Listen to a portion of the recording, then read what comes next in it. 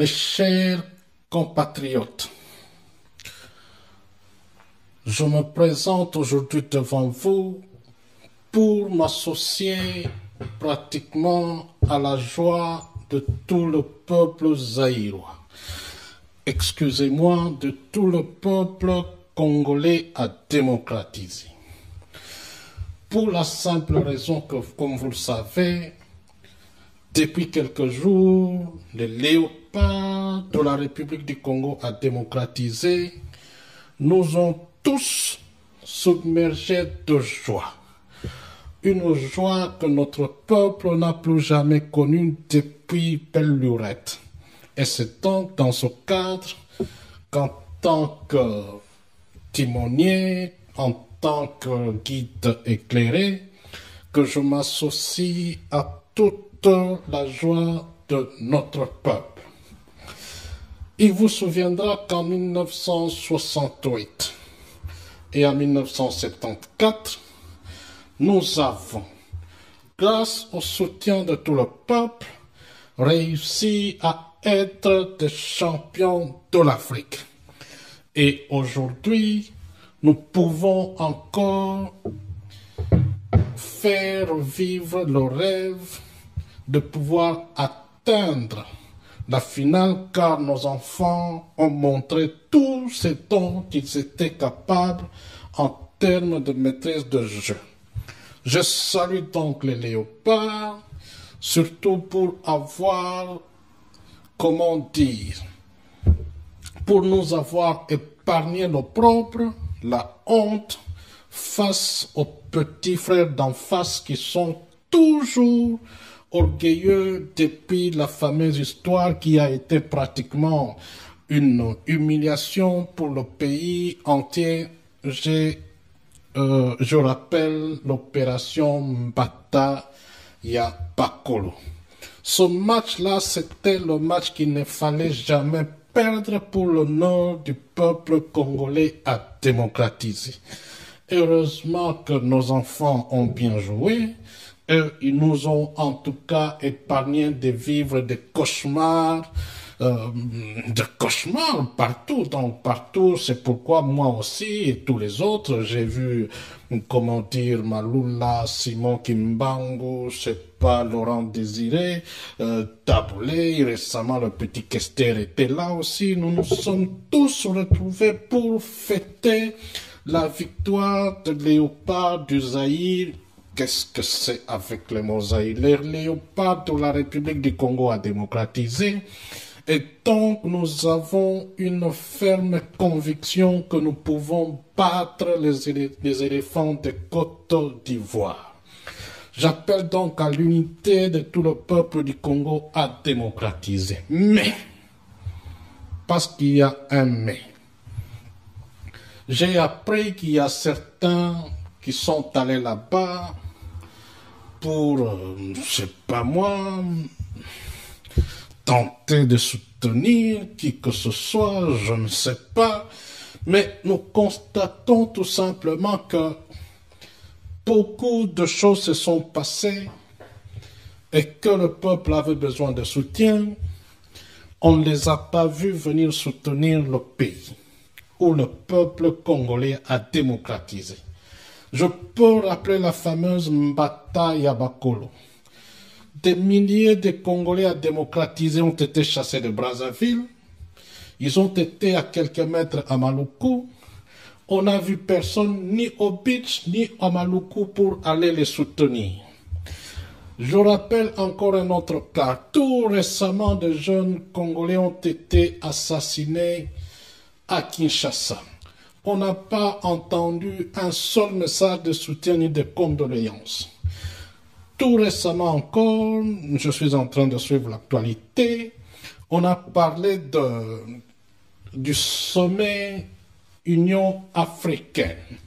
C'est l'endroit idéal pour défendre le pays, surtout un pays qui est dans une situation de crise. On n'a vu personne pour aller défendre le pays. Mais parce qu'il faut faire une récupération politique, on apprend qu'il y a des gens qui sont allés, soi-disant, soutenir les léopards. Bon, c'était leur droit. Nous ne pouvons rien dire, mais nous demandons tout simplement à nos léopards d'être très vigilants sur le terrain. J'ai entendu dire qu'on leur a conseillé d'appliquer la ruse parce que les léopards gagnent par la ruse face aux éléphants. Je dis aux léopards, faites très attention. Parce que lorsque vous utilisez la ruse, ce n'est pas bon. Les histoires de ruses amènent très souvent à faire des glissements sur le terrain, à obtenir des faux pénaltys.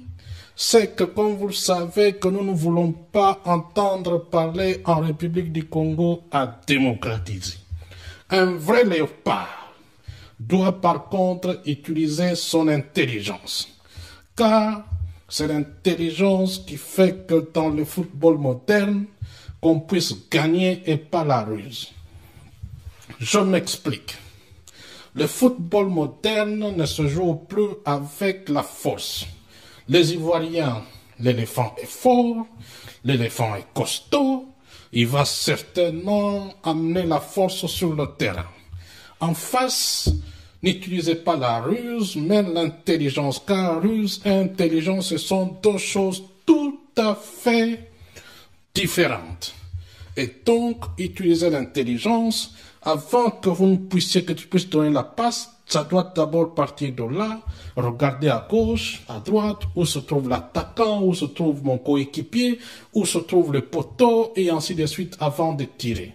Ne faites pas les kiboudi comme on a pu le constater lors de la précédente Coupe d'Afrique des Nations.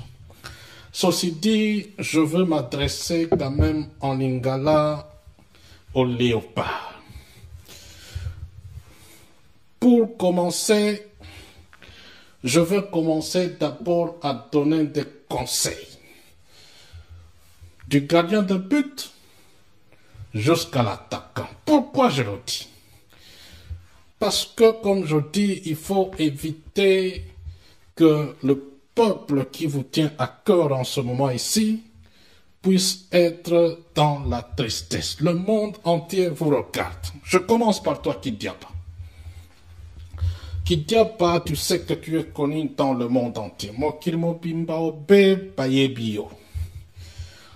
Nama pina na yo sala ko be na terrain. Ozali gardien malamu. Tozali kosenga yo okwa kozalo be vigilant na poto na yo. Ezala poto na yo ya gauche, to poto na yo ya droite. Ezala be o babengi soko barre transversale. Okokope kobatela yango très bien. Et en tant que capitaine, lukape okwa kosunga baninga na yo na carré. Ba défenseur lokola Chancel Moano, Chancel Mbemba, ba Mungongo pe baninga mususu. Faites très attention na ba coup de pied arrêté oyo ezali obe à 25 mètres ya but. Parce que ba Ivoirien Moano Yosoko Gervinho azali obe matata. Cédric Mongongo na maki siko obe na défense. Kuna obe na défense, Chancel Mbemba. Cédric Mongongo. Moano nani sus kombo na ye na tanga no be kombo na ye. Kasosula na mabele. Bino esengeli bozala obe vigilant pona kotala ba attaquant nyonso tu wana kasi nazali toujours kokebisa bino na likambo etali glissement, simulation pe ba faux penalty. Pamba te soke ye e oye na obe bisika bino bozali. Bofongola obe miso, surtout mongongu yo ozali obe molai. O surveiller malamu mwano babengi Wilfred Boni. Surveiller ope malamu Chancel Mbemba yo kotiko be Gervinho te. Soko kangaye obe na suki na ye wana eza lokola ya be ya mwasi, kangaye kasi obe na karete, kangela ye obe libanda, Kidiaba na sima obe asala obe mosana ye. Na koti sikawa na milieu du terrain. Milieu du terrain na football à l'élo ezali obe très important. Je vais l'expliquer. Pambate milieu du terrain ezali obe lokola courroie de transmission ya motuka. Soko be courroie de transmission wana katani, motuka ekotambola te, motuka ekoevolue te, makolo ata osali ndenge nini kotambola obe te, moteur ekotourne te. Yango tosengi ete bino bamediateur bato bozali ope na milieu du terrain, natangi bongo Lema, natangi Kebano, natangi nani mosusu mwana oyo Kage, Munganga, Makiadi. Bokoka kozala obe très vigilant, toujours solidaire. Ozipal, okotala obe Bolasi azali wapi, okotala obe Mbokani azali wapi, na attaque okotala obe Bokila Mwane Kanga azali obe wapi, okotala obe na sima soko koki kozongisa ke mon voisin to monguna to obe adversaire akozwa yo bale te. Toujours très solidaire et très déterminé, pambate et kozalobe pas si ce qui milieu est fonctionné te. Na koki ko rappele bino bongo na kati ya Kinshasa, soko vita imanazo ko beta, d'ailleurs komona na public, ba entraîneur bazala ko be obele ba ko gango be milieu, pona nini? Parce que ba yebi ete, ba entraîneur bazala ko be na ba public, on a bango tout ba yebi obe c'est que c'est un milieu. Pour ce que milieu fonctionne te, et que ça obe pas si poto kolonga bano yo Ouattara atendele biso kuna. Bokeba. Parce que au fait, tout cela qui n'a yawa, ya azali ko sepela lobi biso to kokaete. Na repela ki eka ko be loko moko, que na 1968, pe na Mobuko Toyoko 1974, pe na lingala tokolobo susning. Tokolobo be Mobuko Toyoko Kamalibwa na Tuku Sambo, ouais, Tuku Sambo. Mobuko Toyoko Kamalibwa Tuku Sambo na minei. To ganya ko be coupe, kasi bango baza be kaka na coupe moko biso zai na yango pe mimbale. A to kuta ni susu na demi-finale, bakomona be intelligence nazali ko rappeler ruse te, pour ruse ezali komema be makambo ba glissement na makambo ya ba faux penalty. Bakomona be intelligence ya pa léopard. A on assiste au ben na milieu du terrain, na côté au ben na attaque.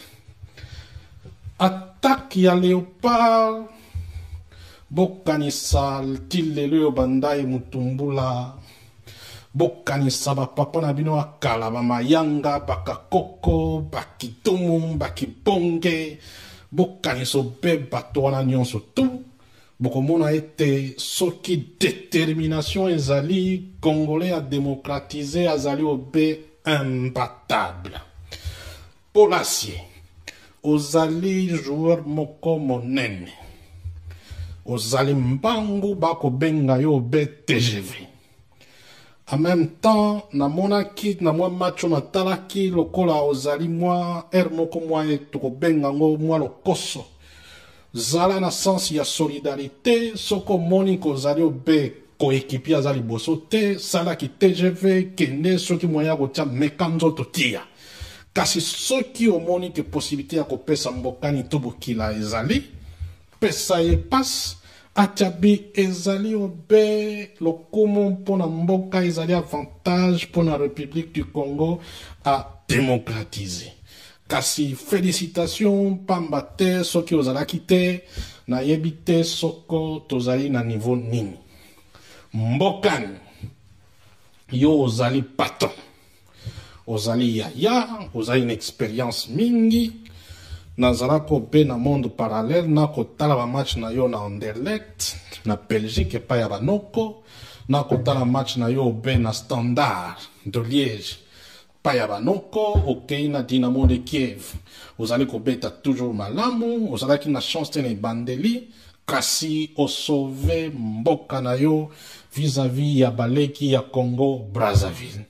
Na kosenga toujours intelligence, kolembate, bunda, gauche, droite, kasi en suivant les consignes de l'entraîneur pour que tobeta demi-finale, tobeta finale. Ezali possible. Bokila yo ozali obe joueur pe makasi. Kasi zala très concentré na match oyo. Ezali kosenga concentration makasi ko banga joueur ya Côte d'Ivoire te, ko banga gardien na bango te, bozali ko beta na terrain bo banga moto te, kasi bozala concentré na ba consigne ya entraîneur, bozala concentré na adversaire.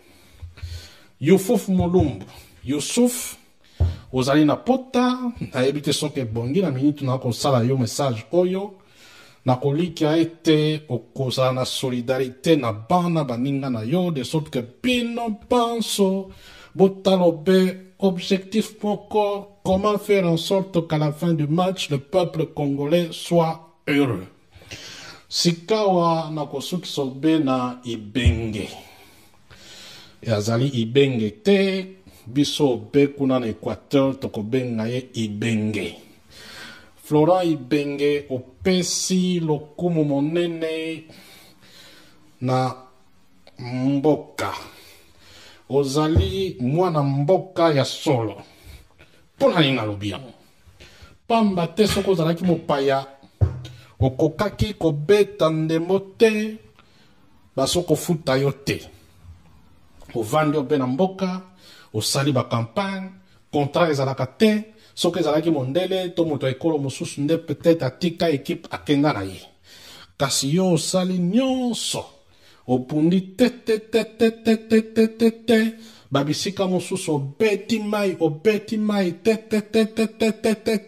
okalifie équipe attaque ezalaki obe na ndenge ya vuya ya baninga, na soko meilleur perdant, mais tozalaki obe meilleur perdant. L'essentiel c'est que tozalaki obe qualifié. To komi kuna ono to gagné te, mais essentiel c'est que to gagnaki te, mais to polaki pe te, muto gagnaki biso pe azalaki obe te.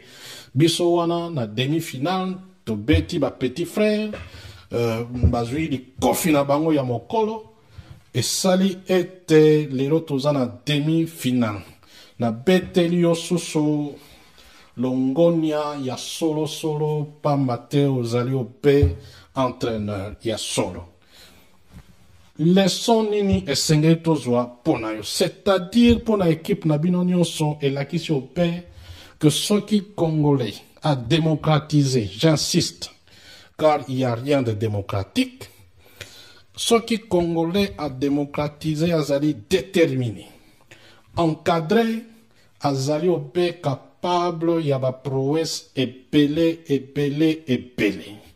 Yango to sengi, bozala concentré, ce qui bolongi, bozali kolonga pona moto te, Bozali kolonga ope pour le peuple du Congo à démocratiser. Pourquoi? Parce que tozali obe na posa ya unité.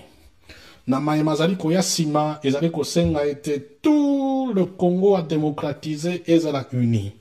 Ezala na Katanga, na Nord Kivu, Sud Kivu, Maniema, na province orientale, na Équateur, Kasai oriental, Kasai occidental, Bandundu, Bakongo, pe Kinshasa.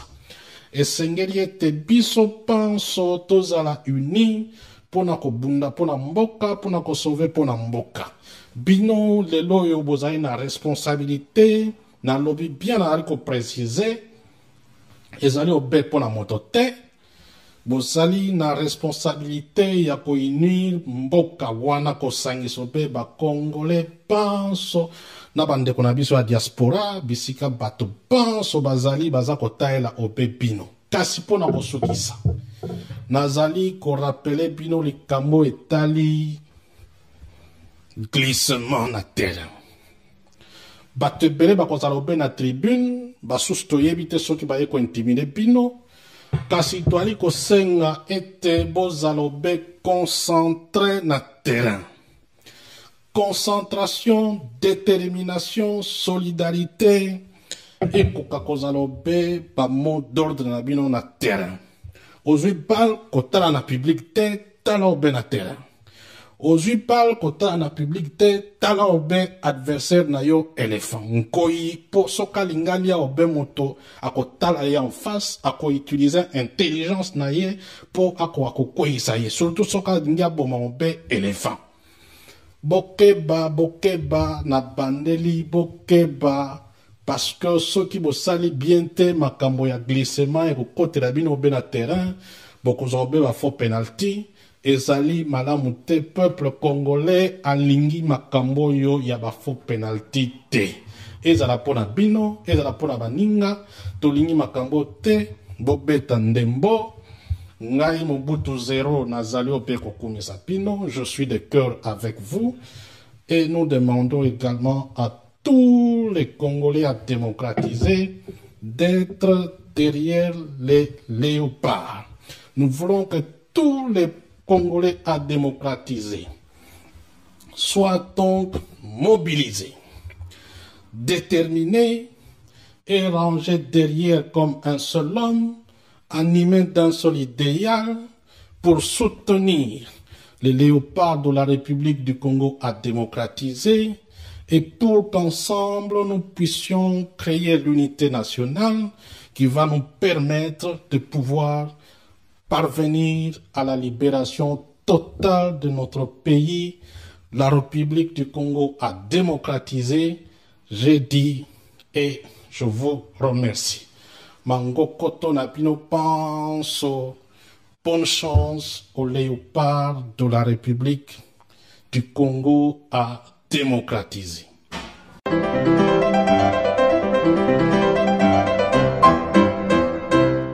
Banoyo Ouattara atendele biso kuna. Bokeba. Parce que au fait tout cela qui na yawa ya azali ko sepela lobi biso to kokaete. Na repela ki eka ko be loko moko que na 1968 pena Mobutu Toyoko 1974 pena lingala tokolobo susning tokolobo be Mobutu Toyoko Kamalibwa na tuku sambo wa tuku sambo Mobutu Toyoko Kamalibwa tuku sambo na minei to ganya ko be coupe kasi bango baza obe kaka na coupe moko biso zai na yango pe mimbale awa tokuta lisusu na demi-finale bakomona obe intelligence nazali ko rappeler ruse te pour ruse ezali komema obe makambo ya baglissement na makambo ya ba faux penalty bakomona obe intelligence ya ba léopard awa na sisi obe na milieu du terrain na koti obe na attaque ya léopard bokanisa tilelo bandai mutumbula bokanisa bapapa na bino akala bamayanga bakakoko bakitumu bakibonge bokanisa obe bato wana nyonso tu bokomona ete soki détermination ezali congolais à démocratiser azali obe imbattable Polassier ozali joueur moko monene ozali mbangu bako benga yo be TGV en même temps namonaki na mwa match natalaki lokola ozali mwa moko mwa toko benga ngo mwa lokoso zala na sens ya solidarité soko moni kozali obe koéquipier azali boso te salaki TGV kende soki moya kotia mekanzo totia kasi soki omoni ke possibilité ya kopesa mbokani to bokila ezali pesa ye passe atiabi ezali obe lokumu mpona mboka ezali avantage mpona République du Congo à démocratiser kasi félicitations pamba te soki ozalaki te nayebi te soko tozali na niveau nini mbokani yo ozali patron ozali yaya ozali une expérience mingi nazala ko be na monde parallèle na kotala ba match na yo na Anderlecht na Belgique epai ya banoko na kotala match na yo be na Standard de Liège epai ya banoko okei na Dynamo de Kiev ozali kobeta toujours malamu ozalaki na chance te na ebandeli kasi osauve mboka na yo vis-à-vis ya baleki ya Congo Brazzaville na kosenga toujours intelligence, kolembate, bunda, gauche, droite, kasi en suivant les consignes de l'entraîneur pour que tobeta demi-finale, tobeta finale. Ezali possible. Bokila. Bokila yo ozali obe joueur pe makasi. Kasi zala très concentré na match oyo. Ezali kosenga concentration makasi ko banga joueur ya Côte d'Ivoire te, ko banga gardien na bango te. Bozali ko beta na terrain bo banga moto te, kasi bozala concentré na ba consigne ya entraîneur, kilimo bimba obe bayebi yo. Na mapina na yo sala ko be na terrain, ozali gardien malamu, tozali kosenga yo okwa kozala obe vigilant na poto na yo, ezala poto na yo ya gauche, to poto na yo ya droite, ezala obe o babengi soko barre transversale, okokobe kobatela yango très bien. Et en tant que capitaine, luka pe okwa kosunga baninga na yo na carré, défenseur lokola Chancel Moano, Chancel Mbemba, Bamungongo, pe baninga mususu. Faites très attention na ba coup de pied arrêté oyo ezali obe à 25 mètres ya but. Parce que ba ivoirien Moano Yosoko Gervinho azali obe matata. Cédric Mongongo na maki siko obe na défense. Kuna obe na défense Chancel Mbemba. Cédric Mongongo. Moano nani sus kombo na ye natanga no pe kombo na ye kasosula na mabele. Bino esengeli bozala obe vigilant pona kotala ba attaquant nyonso tu wana kasi nazali toujours kokebisa bino na likambo etali glissement, simulation pe ba faux penalty. Pamba te soke ye e oye na obe bisika bino bozali. Bofongola obe miso, surtout mongongo yo ozali obe molai, o surveiller mala mwano babengi Wilfred Boni. Surveiller obe malamu, Chancel Mbemba yo kotiko be Gervinho te. Soko kangaye obe na suki na ye wana eza lokola ya be ya mwasi, kangaye kasi obe na karete, kangela ye obe libanda, kidiaba na sima obe asal obe mosana ye. Na koti sikawa na milieu du terrain. Milieu du terrain na football à lelo ezali obe très important. Je vais l'expliquer. Pambate milieu du terrain ezali obe lokola courroie de transmission ya motuka. Soko obe courroie de transmission wane katani, motuka ekotambola te. Motuka eko évoluer te, makolo ata osali ndenge nini kotambola obe te, moteur eko tourner te. Yango tosengi ete bino ba médiateur, bato bozali obe na milieu du terrain, na tangi bongo Lema, na tangi Kebano, na tangi nani mususu mwana oyo, Kage, Munganga, Makiadi, boko kakozala obe très vigilant, toujours solidaire. Ozui pal, okotalo obe Bolasi azali wapi, okotalo obe Mbokani azali wapi, na attaque okotalo obe Bokila Mwane Kanga azali obe wapi, okotalo obe na sima soko koki kozongisa ke mon voisin to monguna to be adversaire akozwa yo bale te. Toujours très solidaire et très déterminé. Pambate et kozalobe pas si ce qui milieu est fonctionné te. Na koki ko rappele bino bongo na kati ya Kinshasa. Soko vita imanazo ko beta. D'ailleurs, comme on a public, ba entraîneur bazala ko be obele. Bele ba ko gango be milieu. Pona nini. Parce que ba yebi ete, ba entraîneur bazala ko be na ba public. On a bango tout ba yebi obe 5 milieu. Pour ce que milieu fonctionner te et que vous allez pas si poto kolonga vous allez concentrer na adversaire. Youssouf Mulumbu, Youssouf vous allez na pota na ebite soke bongi na minute na ko sala yo message oyo na koliki a été okoza na solidarité na bana baninga na yo de sorte que pino penso botalobe objectif pourquoi. Comment faire en sorte qu'à la fin du match, le peuple congolais soit heureux. Sikawa nakosuki sobe na Ibenge. Yazali Ibenge te, biso be kuna na Équateur, tokobenga ye Ibenge. Florent Ibenge opesi lokumu monene na mboka. Ozali mwana mboka ya solo. Pona ninga lobian. Pamba te soko ozalaki mopaya. Okokaki kobeta ndembo te. Basoko futa yo te. Ovandi obe na mboka. Osali ba campagne. Contrat ezalaka te. Soko ezalaki mondele. To moto ekolo mosusu nde peut-être atika équipe akenga na ye.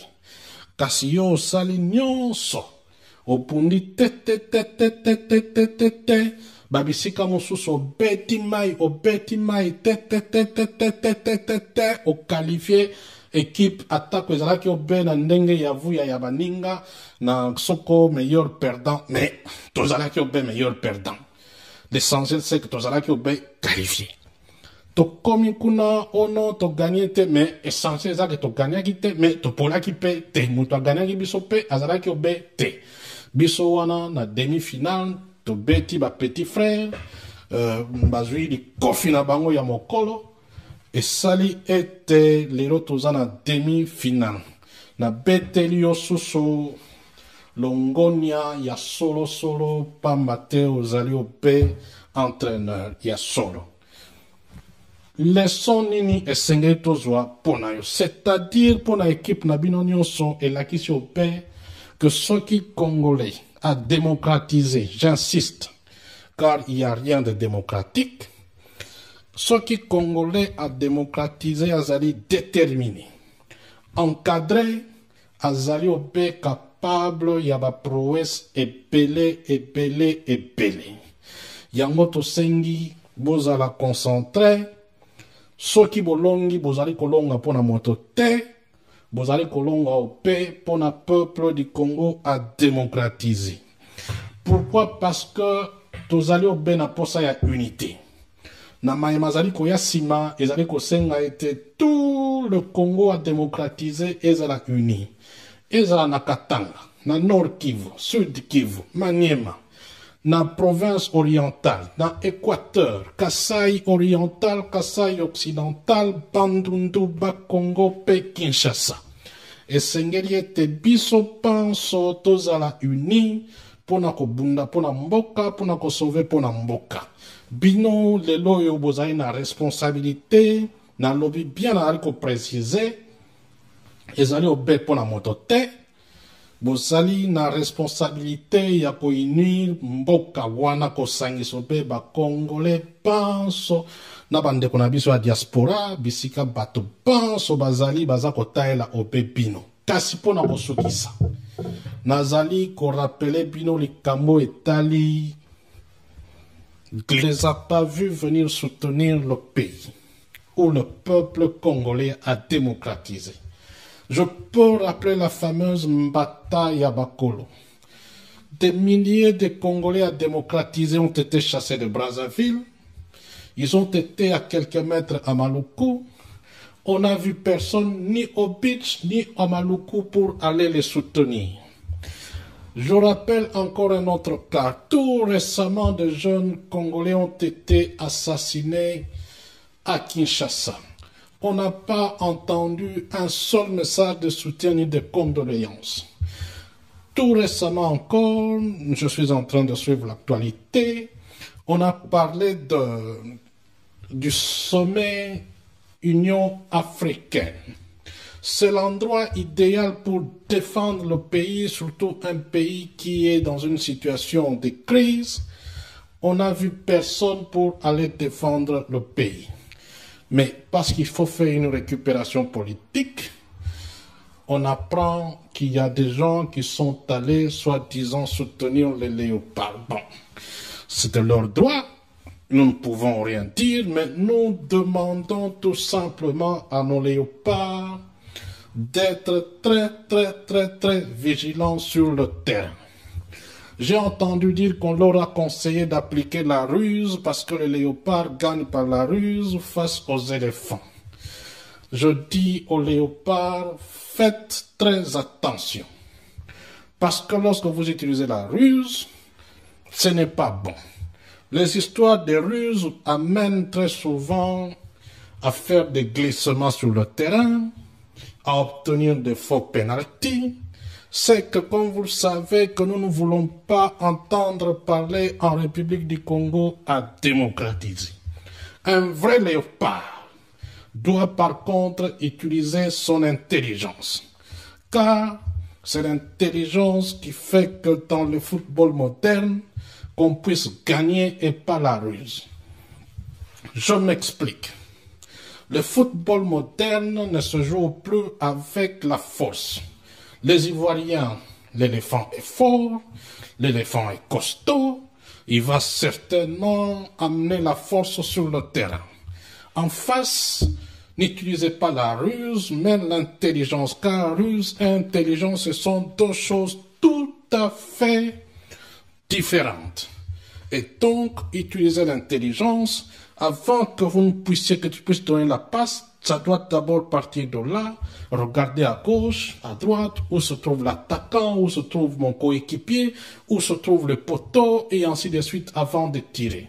Ne faites pas les kiboudi comme on a pu le constater lors de la précédente Coupe d'Afrique des Nations. Ceci dit, je veux m'adresser quand même en lingala au léopard. Pour commencer, je vais commencer d'abord à donner des conseils. Du gardien de but jusqu'à l'attaquant. Pourquoi je le dis? Parce que, comme je dis, il faut éviter que le peuple qui vous tient à cœur en ce moment ici puisse être dans la tristesse. Le monde entier vous regarde. Je commence par toi, Kidiaba. Kidiaba, tu sais que tu es connu dans le monde entier. Moi...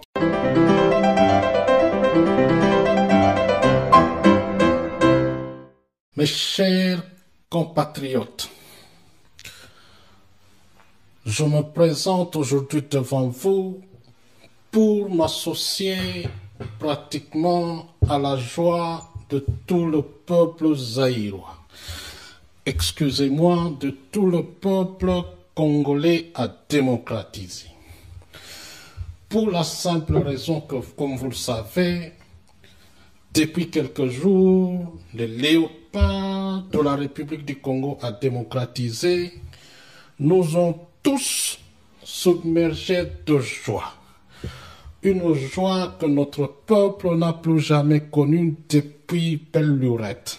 Et c'est donc dans ce cadre qu'en tant que timonier, en tant que guide éclairé, que je m'associe à toute la joie de notre peuple.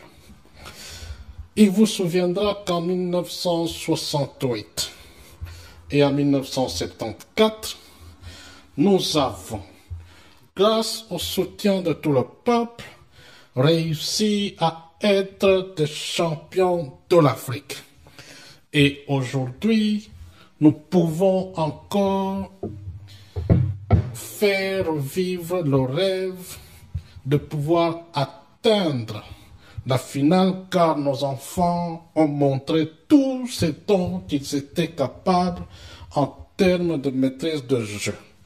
Je salue donc les léopards, surtout pour avoir, comment dire, pour nous avoir épargné nos propres, la honte face aux petits frères d'en face qui sont toujours orgueilleux depuis la fameuse histoire qui a été pratiquement une humiliation pour le pays entier.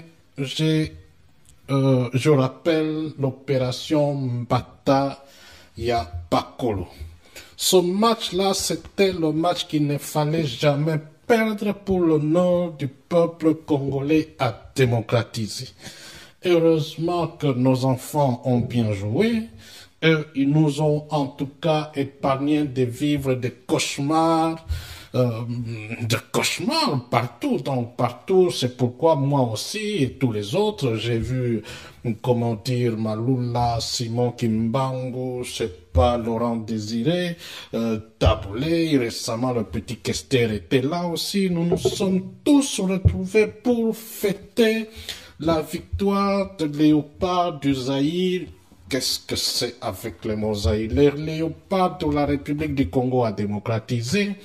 Et donc, nous avons une ferme conviction que nous pouvons battre les éléphants de Côte d'Ivoire.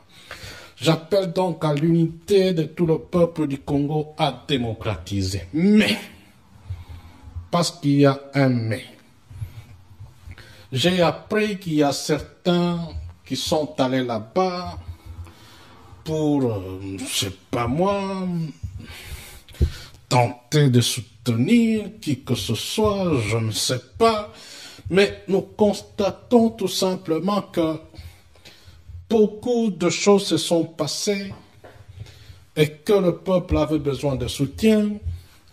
On